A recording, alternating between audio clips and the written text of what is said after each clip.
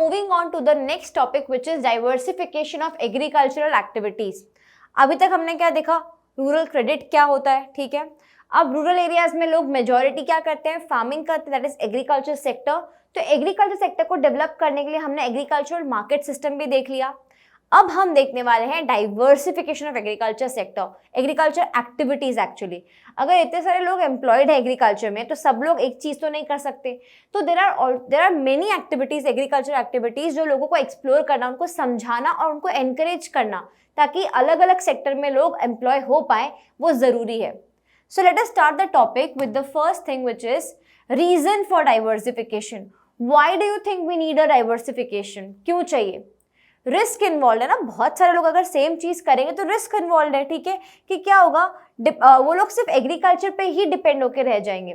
कुछ non farm activities, कुछ agriculture allied activities भी होती है, तो वो भी हम एनकरेज कर सकते हैं लोगों को करने के लिए। अगर लोग सिर्फ एग्रीकल्चर करेंगे तो नहीं चलेगा, बहुत सारे लोग सिर्फ एग्रीकल्चर सेक्टर पे ही डिपेंड होकर रहेंगे तो नहीं चलेगा, इंडिया का ऐसे बैकवर्ड इकोनॉमी ही रह जाएगी, right. So we want people to move from this sector. थोड़ा सा उनको एक्सप्लोर कराओ, थोड़ा कुछ और नया भी हम दिखा सकते हैं उनको।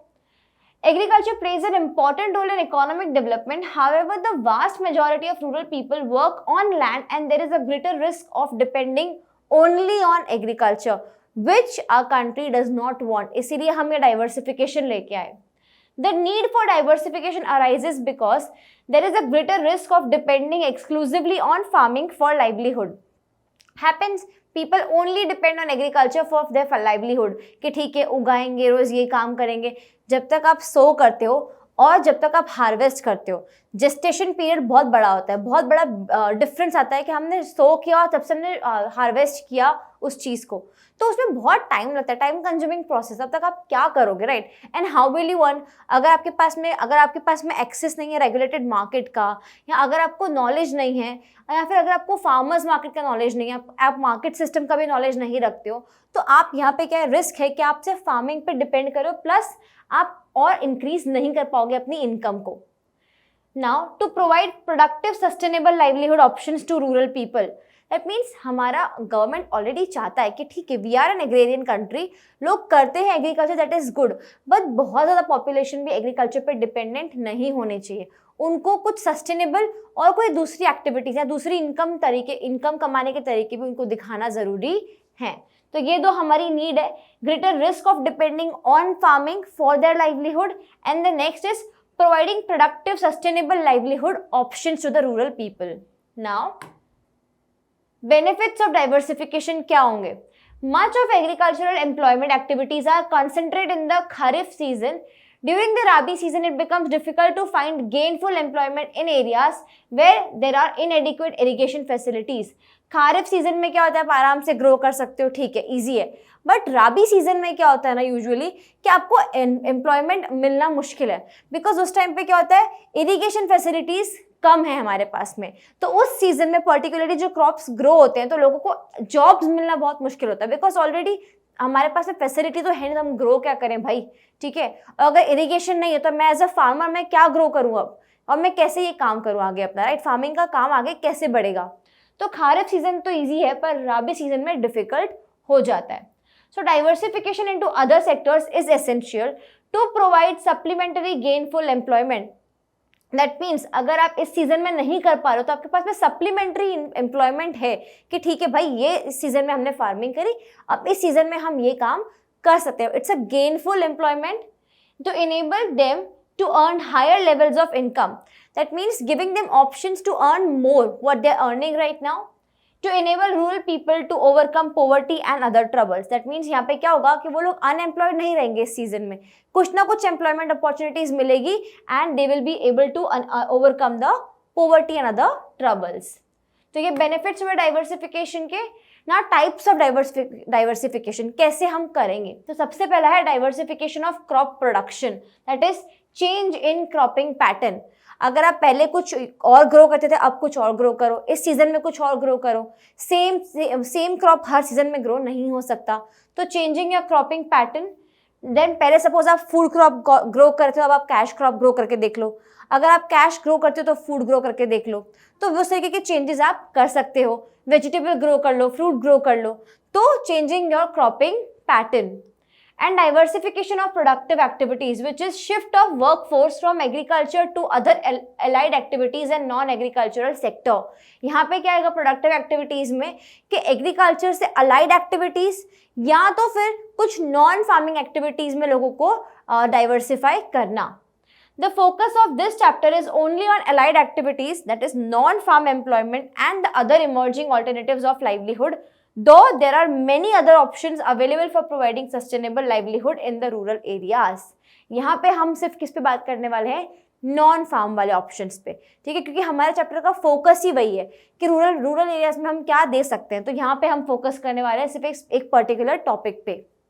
The next is diversification of crop production. कैसे होता है देखो, it involves a shift from a single cropping system to a multi cropping system. Single cropping system से मल्टी क्रॉपिंग सिस्टम की तरफ लेके जाना, that is diversification involves a shift in cropping pattern from food grains to cash crops. Basically the main aim is to promote a shift from subsistence farming to commercial farming. Let's say kharif season में अगर आपके पास में facility है, आप easily grow कर पा रहे हो, तो राबी सीजन में कोई कैश क्रॉप ग्रो कर लो, है ना। तो क्या होगा, आप सिर्फ सबसिस्टेंस फार्मिंग पर डिपेंडेंट नहीं रहोगे, आप कमर्शियल फार्मिंग भी करोगे। अगर आपने लेट्स से कॉटन ग्रो किया तो कॉटन का घर पे तो कोई काम नहीं है, उसको आपको सेल करना पड़ेगा। सेल करोगे तो आपकी इनकम भी इंक्रीज होगी।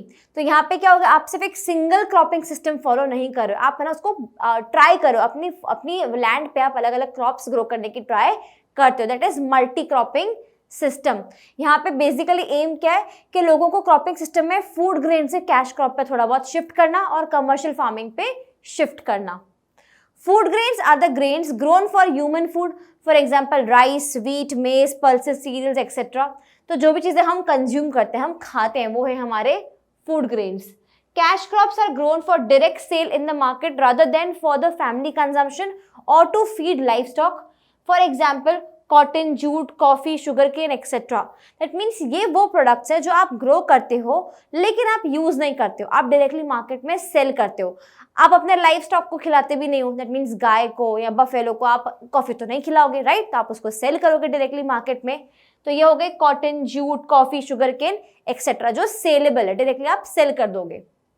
Next is subsistence farming. क्या होती है हम पहले भी डिस्कस कर चुके हैं बहुत बार, right. Subsistence farming is the practice of growing crops only for one's own use without any surplus for trade. अगर आप कुछ भी एक्स्ट्रा ग्रो नहीं करते हो, आपने जितना ग्रो किया सब आप घर पे ही रख रहे हो, दैट मीन्स आप सबसिस्टेंस फार्मिंग कर रहे हो, you not selling any product, any produce, you not selling it, ठीक है। तो वो हो गए subsistence farming. In India, agriculture is still dominated by subsistence farming and farmers give prime importance to the cereals like wheat, rice, maize, etc. in the cropping system। क्या बोला जा रहा है, हमने डाइवर्सिफिकेशन का तो सोचा, पर इंडिया में क्या होता है, अभी भी इंडिया में लोग क्या करते हैं, सबसिस्टेंस फार्मिंग करते हैं। बहुत सारे रूरल एरियाज में लोगों के पास में छोटे छोटे लैंड्स हैं, स्मॉल फार्मर के पास में स्मॉल लैंड है, तो वो जितना ग्रो करता है वो खुद के कंजम्पशन के लिए रख लेता है। तो ये क्या हुई, सबसिस्टेंस फार्मिंग हुई। तो यहाँ पे लोगों का फोकस थोड़ा सा शिफ्ट करना कि ठीक है भाई, एक सीजन में ये कर लो, एक सीजन में कुछ और ग्रो कर लो, ताकि आप कमर्शियल फार्मिंग भी कर पाओ, तो वो डाइवर्सिफिकेशन कहलाएगा। नेक्स्ट इज लोग क्या करते हैं, सीरियल्स को इंपॉर्टेंस देते हैं, वीट, राइस, मेज ऐसे प्रोड्यूस, ठीक है, जो वो कंज्यूम भी कर पाते हैं। तो ग्रो वैसे ही करेंगे जिससे वो कंज्यूम कर पाएंगे, तभी तो सबसिस्टेंस फार्मिंग होगी। मैं कॉटन ग्रो करूँ तो वो तो मैं खाने वाली हूँ नहीं, तो मैं वो ग्रो ही नहीं कर रही हूँ। मैं वीट खाती हूँ तो मैं वीट ग्रो कर रही हूँ, राइट। तो यहाँ पे क्या होगा, लोगों का क्रॉपिंग सिस्टम बदलना प्लस उनको समझाना कि सिर्फ यही प्रोडक्ट्स ग्रो करने से नहीं होगा, आपको कुछ और भी ट्राई करना चाहिए, डाइवर्सिफिकेशन लाना चाहिए। Multi-cropping system reduces the dependence of farmers on one or two crops as they are engaged in growing a wide variety of crops। यहाँ से क्या होता है कि फार्मर्स का फोकस शिफ्ट होता है, मैं एक सीजन में मेज ग्रो करती हूँ, एक सीजन में वीट ग्रो करती हूँ, दोनों मैं कंज्यूम कर लेती हूँ, तो मैं कमाऊंगी कैसे, हाउ विल आई अर्न अगर मैं दोनों सीजन में यही करती रहूंगी, तो है ना। तो एक सीजन में फूड क्रॉप, एक सीजन में कैश क्रॉप ग्रो किया, तो मल्टी क्रॉपिंग सिस्टम हुआ, मैंने वेराइटी ऑफ क्रॉप्स ग्रो किया और कहीं ना कहीं से मेरी अर्निंग कैपेसिटी भी इंक्रीज होगी if I sell the cash crop. There is a need to encourage farmers to take up the cultivation of a wide variety of crops it will also raise their income. Of course, if you are growing the variety of crops, it will raise your income. Diversification would minimize the risk arising due to the price in fluctuations in the crops. It would also reduce the risk occurring due to the failure of monsoon. अगर monsoon नहीं हुई, अगर बारिश नहीं हुई, तो मेरा crop fail होने का बहुत, अगर मैंने कोई वाटर इंटेंसिव क्रॉप ग्रो कर लिया है तो क्रॉप फेल होने का बहुत हायर चांस है अगर मॉनसून नहीं हुई तो ये रिस्क रिड्यूस हो जाएगा अगर मैं कोई और तरीके का क्रॉप ग्रो करती हूँ तो। प्लस क्या होगा, it will minimise the risk arising due to the price fluctuation. अलग अलग एग्रीकल्चर प्रोड्यूस के अलग अलग प्राइसेस होते हैं, ठीक है। तो अगर पहले मैंने कोई ऐसा परचेज किया जिसका प्राइस कम था, अब लेट्स से मैं कुछ ऐसा मैं ग्रो करूं जिसका प्राइस ज़्यादा हो, तो पहले मैंने कुछ ऐसा ग्रो किया जिसका प्राइस कम, अब कुछ ऐसा ग्रो करो जिसका प्राइस ज़्यादा, तो मेरी इनकम रिड्यूस नहीं होगी, मेरी इनकम बढ़ेगी उससे, मेरी इनकम या तो फिर एटलीस्ट मैं कुछ ना कुछ उसमें से कमा लूँगी, राइट। तो यहाँ पे था ये हमारा diversification of crop production. Next is diversification for productive activities. Productive activities मतलब क्या, इसमें अब फार्मिंग की बात नहीं होगी, फार्मिंग अलाइड एक्टिविटीज या कुछ ऐसा जहाँ से आप अर्न कर सकते हो, या लेबर फोर्स को हम वहाँ पे डायरेक्ट कर सकते हैं। Agriculture is already overcrowded. A major proportion of the increasing labor force needs to find alternate employment opportunities in other non-farm sectors. That means agriculture में already बहुत लोग employed हैं, right? तो वहाँ पे लोगों का इतनी ज़रूरत नहीं है, ठीक है, उनको अलग सेक्टर में भी एम्प्लॉय किया जा सकता है। It would provide alternative avenues of sustainable livelihood and would raise the level of income. वहाँ पे क्या होगा, आप कम रेट में ज़्यादा लोगों को एम्प्लॉय करते हो, ठीक है, कम रेट में आप काम कर रहे हो, इससे बेटर है you leave that particular sector, कहीं और एम्प्लॉय हो जाओ, at least you will be getting sustainable means of livelihood. Non-farm activities have several segments. Some segments of non-farm activities possess dynamic linkages. मतलब कुछ होते हैं ऐसे segments जहाँ पे डायनामिक होता है, डायनामिज्म होती है, वहाँ पे फटाफट ग्रोथ होती है, हेल्दी ग्रोथ होती है वहाँ पे बिजनेस की, और आप अलग तरीके से एम्प्लॉय भी हो जाते हो। एंड नेक्स्ट क्या बोला जा रहा है, कुछ ऐसे भी होते हैं जहाँ पे सब्सिस्टेंस होती है या लो प्रोडक्टिविटी प्रोपोजिशन हो सकती है।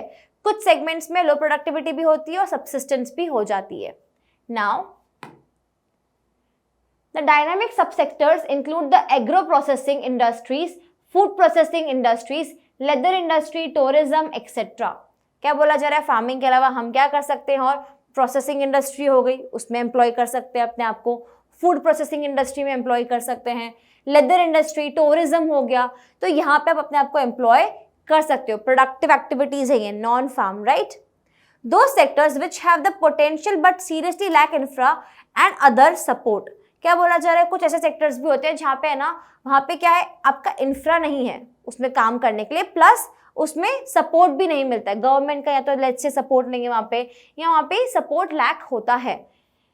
Include traditional house hold based industries like pottery, crafts, handlooms etcetera. यहाँ पे क्या बोला जा रहा है कि है ना, आप ये भी कर सकते हो, पॉटरी है, ठीक है, क्राफ्ट है, हैंडलूम्स है, जहाँ पे आप अपने आप को एम्प्लॉय कर सकते हो। तो यहाँ पे हमने क्या बात करी अभी तक, हमने देखा कि डाइवर्सिफिकेशन हो सकता है। रीजंस क्या है, बिकॉज फार्मर्स को हमको हटाना है, फार्मर्स को हमको ट्राई करना है कि एग्रीकल्चर सेक्टर से कहीं और उनका फोकस शिफ्ट हो। There is a greater risk only on depending, if you only depending on farming, तो बहुत रिस्क है। देन क्या हमने देखा कि है ना, उसके बेनिफिट्स क्या होंगे, तो फार्मर्स की इनकम इंक्रीज होगी, सबसे बड़ा बेनिफिट तो वो होगा, राइट। प्लस बहुत लोग है ना जो नॉन फार्मिंग सेक्टर में भी एम्प्लॉय हो सकते हैं, तो एग्रीकल्चर सेक्टर पे से बर्डन कम होगा क्योंकि it is already over crowded. Next हमने क्या देखा, टाइप्स ऑफ डाइवर्सिफिकेशन, जहां पे हमने देखा crop production, that is changing the cropping pattern, single cropping से मल्टी क्रॉपिंग सिस्टम में लाना, and last was productive activities, that means employing the farmers or the laborers into some non-farm sectors or some activities which are not allied with the agriculture sector. कुछ allied होगी, कुछ non-allied भी हो सकती है. So this was about the diversification, types of diversification. Now let us move on to our next topic.